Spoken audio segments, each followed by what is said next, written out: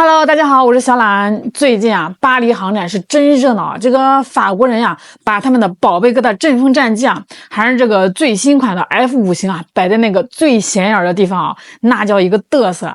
当时啊，那个阵风旁边啊，这记者也是里三层外三层啊，比咱早高峰挤地铁还热闹啊。这个央视的记者也去了，还做了报道。这个阵风 F5啊，是法国达索公司的看家宝贝，据说啊，要到这个2030年才正式推向市场。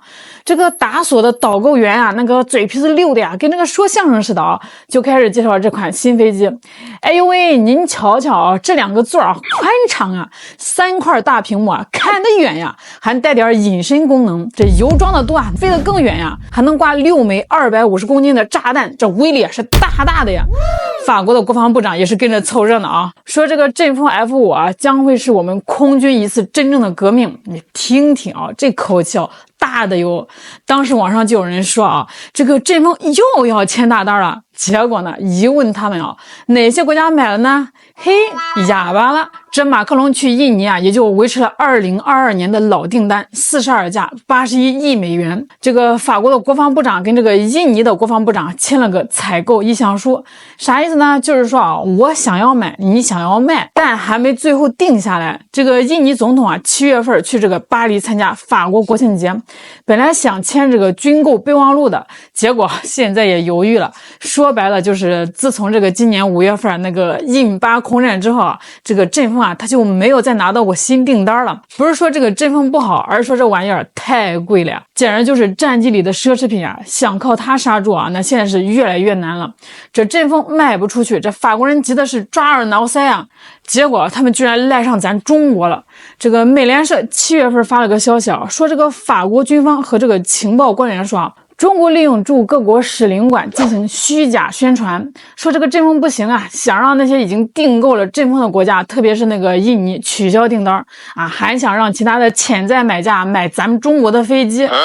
哎呦喂，这个法国情报机构靠谱吗？啊，要是靠谱啊，当初这个澳大利亚的潜艇大单能被这个美英撬走吗？660亿美元呀，12艘潜艇啊，这煮熟的鸭子就这么飞了呀。法国啊，最应该抱怨的是印度，那打输就打输了呗，非要组团呀，满世界去宣讲啊，生怕别人不知道这个阵风啊被打得有多惨。这个阿三自己丢人，还把这个阵风啊也给带上了。那这个法国为啥也不敢去抱怨印度啊？因为他怕这个阿三把这个实情全说出来。得亏这个阿三啊是死要面子，才没让这个阵风啊彻底裸奔。这环球时报也说了啊，中国国防部长也回应美联社说，法国人说的那些啊，纯属是捕风捉影，造谣抹黑。咱中国官方啊，啥时候承认过这个阵风被歼十击落了多少架？没有吧？还有那些专门研究这个网络虚假信息的这个法国专家说，这个印巴空战后啊，网络平台上有上千个新账号在传播中国技术的优越性，贬低阵风性能。哎呦喂，咱中国网友做那些搞笑视频，全球几亿次的播放量啊，大家都看到了。那针对的是谁啊？是自高自大的印度啊？这需要法国情报人员去刺探吗？这豪哥哥他们像是特工吗？把这个公开信息当情报，这法国佬对得起这份薪水吗？这些专家到底是在研究网络虚假信息，还是在制造网络虚假信息？歼十等中国军事装备的性价比啊，那都不是靠嘴说的啊！有心采购的国家，它主要也是看实战效果呀。自信满满的印度为这个中国军事装备啊，及时提供了实战机会。那很不幸啊，这个阵风啊被当成了参照物，但这能怪咱们中国吗？7月4号，中西亚经合组织峰会啊在阿塞拜疆召开。这巴基斯坦总理谢里夫一到现场就成了焦点。阿塞拜疆 APA 这个电视台报道啊，各国的领导人都在向他询问印巴空战大胜的相关话题。有能力采购先进空中装备的国家，谁不想从这个谢里夫这里多问点信息啊？乌兹别克斯坦空军啊，正处于这个更新换代的阶段，他想采购的就是歼十 C。这巴基斯坦啊，再以这个买家身份写个长长的5星好评，那会有更多的国家有想法。这宣传比这个印度的胜利宣讲团效果要强上100倍啊，说服力十足啊。但阿三啊，只是咬着牙不承认阵风被击落。如果这个阵风真能打败巴基斯坦的空军啊，这阿三早就5星好评么么哒了呀。那印巴空战对于这个法国、中国的武器装备出口，那客观上会造成不同的影响。对于法国来说啊，那影响是负面的；那对于中国来说，这影响是正面的。这中国啊，有的是机型，目前啊还不会出口，但5年之后啊，肯定会有新款的外贸出口型战机出现。也就是说啊，法国、达索等西方公司啊，他们担心的不是现在的市场份额，而是5年或者10年之后啊。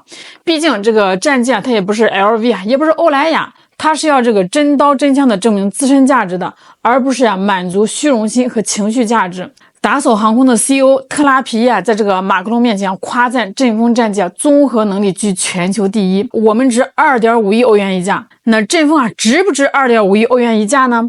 咱中国从来没有质疑过它，大家凭本事赚钱，咱不嫉妒人家把这个战机当奢侈品卖，咱把自己这个功课做好就行啊。如果这个买家们有一天发现自己交了智商税，那这个法国就该反思自己，而不是赖上中国啊，因为这样救不了阵风未来的市场。了解这个战机的网友都知道啊，这个歼十它总是躲在这个不起眼的地方啊，看上去就不那么高大上，但那是因为它没有机会证明自己一旦有机会就会让人高攀不起。其实何止是这个歼十，整个中国军工都很少有机会在全球去证明自己的实力。这个军工市场无非是由卖家和买家构成，这是一个特殊的市场。这卖家他不能在这个媒体上做广告不能到处夸耀这个武器的杀伤力，要靠这个实战检验的机会。这军工市场这个大蛋糕中国只占5%左右，这与咱的制造能力和这个产品性价比很不匹配。因为咱来得很晚缺乏在这个超市展示自己的机会中国是2020年7月7日完成加入武器贸易条约的所有法律程序，还要90天之后才生效。以前咱们是用这个3轮车往这个超市门口一摆，中程导弹要不把这个沙特给激动的钱都不用找了。现在中国正是在这个超市里有了专柜，可以光明正大的做生意了最重要的是咱是卖家全球大卖家数量屈指可数算起来也就5年的时间。但中国的潜力惊人缺少的只是突破市场的机会。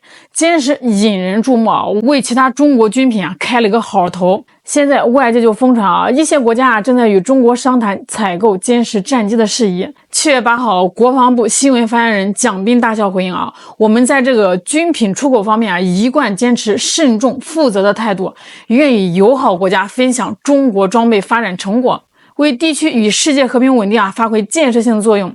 这既是对歼十技术实力的肯定也是对地区和平的承诺。